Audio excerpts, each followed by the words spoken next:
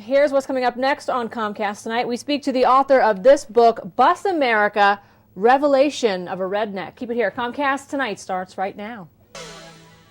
Hi, and thanks for tuning in to Comcast Tonight. I'm your host, Janelle Wolf. We begin in Lancaster County with a man named Quay Hanna. Back in 1993, he boarded a Greyhound bus, and that journey changed his life. He's the author of this book, Bus America, Revelation of a Redneck. He joins us today to talk about his experiences and your interchange from, I guess, being a racist into just an ordinary guy. You kind of learned something. You became a better person out of the whole thing.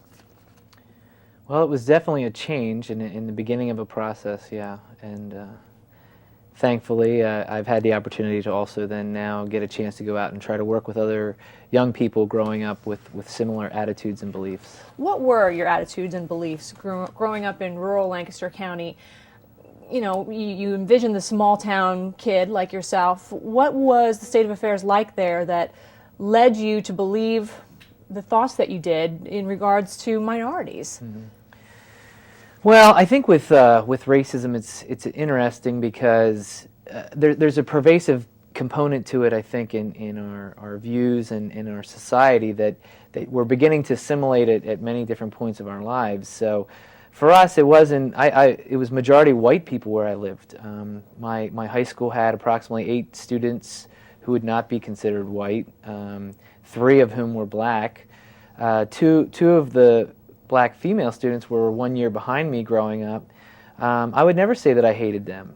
Anytime I would use racial slurs or talk about people of color, people would challenge me on that. Other students would say, how can you say those things? What about Heather and Diana? Mm-hmm. And, you know, typically as a racist, and I think as human beings, what we tend to do is we see what we want to see. And so, in that case, I would say, well, I'm not talking about those girls. Mm-hmm. You know, they're us. They're one of us. I'm talking about these people on the outside. These other people. People that you didn't even know. Right. And you're playing off the stereotypes. You're playing off the things that you see on television. You know, I grew up in the 70s and the 80s. Certainly, there was a change with the Cosby Show, and people talked about that at the time. It was portraying people of color in positions of power and as doctors and living in nice homes.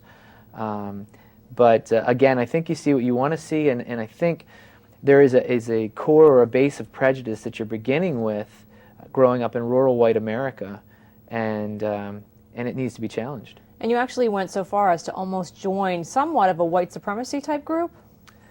Yeah, as I went through college, despite the fact that my interaction was increasing with people of color, I felt some of it was there was more of the stereotypes that were coming through. There were things that I was learning from other people. I was exploring fascism and Nazism, things like that. There was an organization that was recruiting me, saying that you needed to be a freeborn individual to be a part of their organization. Freeborn. When I asked what freeborn meant, they said white. But it's not it wasn't a hate group, which I think is something that gets lost in all of this, is that not everybody, we tend to focus our attention on hate groups, and there's over 700 organized hate groups in America, but there's less than 50,000 active members. And really those groups they don't have the impact that a person of racist views would have in owning a company, for example. At the same time, though, this was not a quote-unquote hate group, but you had to be a certain color to join. Sure. All right, well, we will have more with Quay when we return here on Comcast Tonight. And we're back with Quay Hanna for part 2 of our sit-down, talking about his book, Bus America. It's the revelation of a redneck, and he joins us for another discussion now on your travels and your experiences. Let's talk about the moment or series of moments when you realized that you were changing, and it was within a short time that you got on that first bus. Mm-hmm. Yeah, I think physically removing myself from the environment in which I'd always grown up, I'm always cautious to make sure people understand that it was not my parents that were promoting this in my house. They were discouraging these kinds of views and many of the things that I was saying. And in 1993, January of 1993, I had graduated from Bloomsburg University with a Bachelor of Arts degree in English. I had been working for 6 months in construction, which is how I put myself through college, and still by January of 1993 I didn't know what I wanted to do with my life. So I had $3,000 in the bank. I said, I'm going to see America. So I started riding this Greyhound bus, or riding the Greyhound bus around the country.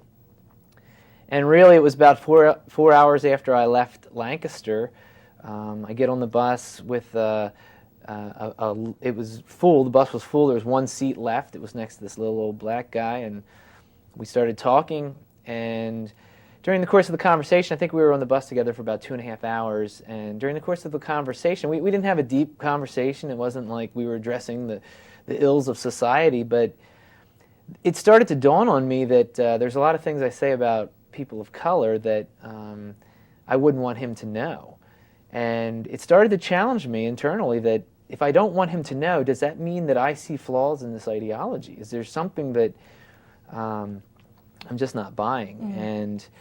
And I talk about it, seeing people as human as opposed to in their group or the stereotype. And it's easy for us to stand outside and stand away and on the other side of the world even and talk about people in groups and say we don't care what happens to them, but it's very different when you're looking into the eyes of someone who is somebody's son or daughter or somebody's father or husband, and that's different. And did you notice any particular parts of the country, being that you traveled so much to so many different areas, that really were worse than others as far as the racism goes? I think the Northeast is the worst that I've encountered. A lot of people tend to immediately think of the South, sure, which I just didn't find to be true in my experiences, because people in the South interact much more than we do here in the North. So you'll go to a small town in Alabama, and you'll find blacks and whites living together. Whereas the North, when people were migrating to the North and immigrants were coming to New York, they said, well, you're welcome here, but you got to live here. Oh, you're welcome here, but you got to live here. So we live in a highly segregated area here in the Northeast. Sort of separate but equal. Separate for sure. Mm-hmm.